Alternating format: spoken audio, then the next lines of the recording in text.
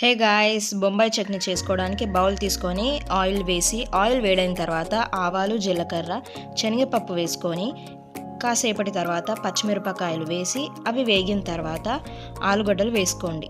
ఆలుగడ్డలు వేసి కలుపుకున్న తర్వాత టమాటాలు వేసుకోండి. అందరికీ మహాశివరాత్రి శుభాకాంక్షలు. ఇవాళ శివరాత్రి కాబట్టి సాయంత్రం 1 టీ స్పూన్ వేసుకుంటున్నాను. 1/2 టీ స్పూన్ పసుపు వేసి 2 గ్లాసుల నీళ్లు పోసుకోండి. ఇప్పుడు శనగపిండి తీసుకొని దాంట్లో కొన్ని వాటర్ పోసి ఉండలు లేకుండా కలుపుకోండి.